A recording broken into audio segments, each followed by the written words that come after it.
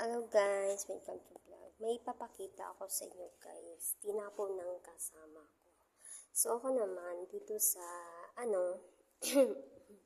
iba kasi yung kapag doon tayo sa Saudi Arabia, haram ang magtapon ng pagkain pag hindi yung nasa talaga, 'di ba? Separate yun, 'di ba? Dito naman sa hindi ko alam lahat naman kasi bago lang naman ako dito sa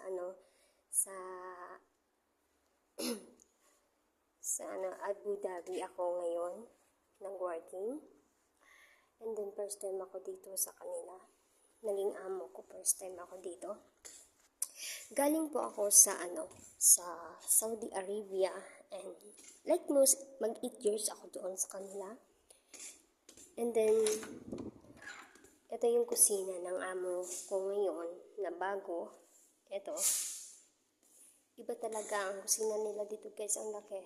Parang isang bahay na. And then may kasama ako guys na Ethiopia din. 3 months pa siya ngayon. Ako naman mag-iisang buwan pa dito. Nagtapon siya ng pagkain guys. Ang daming tinapon niya guys na pagkain. Hindi ko alam kasi iba-iba naman kami trabaho dito. This is the work talaga guys. Hindi talaga siya Ito naman, titingnan natin. Alam kong madumi. Pero, titingnan natin guys.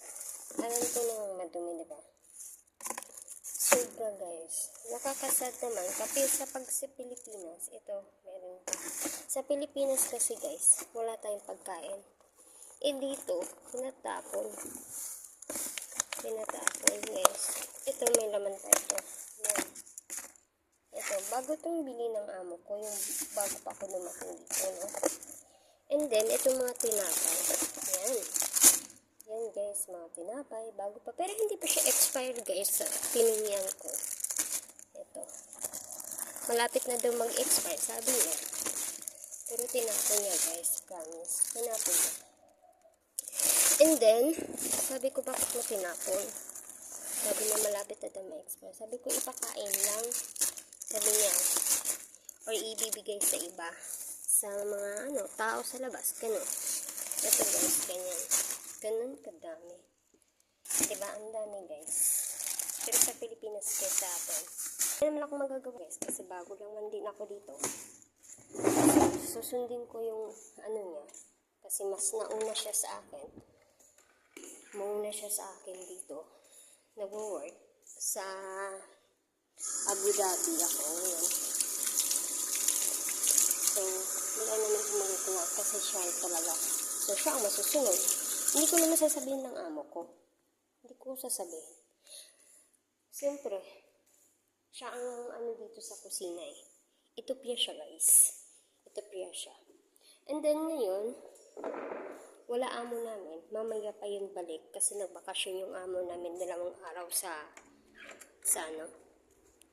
Dubai. Madali lang man din yun kasi 3 hours lang or 2 hours and a half, ganun. And then 2 lang kami ngayon dito sa bahay. So,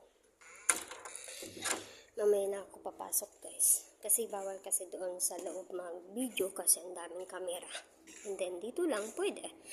Pero sa totoo lang guys, bakit tinatapon niya yung mga hindi pa expire? Pwede naman ibibigay doon sa labas. Sinabihan ko siya guys. So, ang dami niya satsat sa akin. Siyempre, bago pa ako. So, natahimik lang ako. Yun lang guys. Comment below lang kayo guys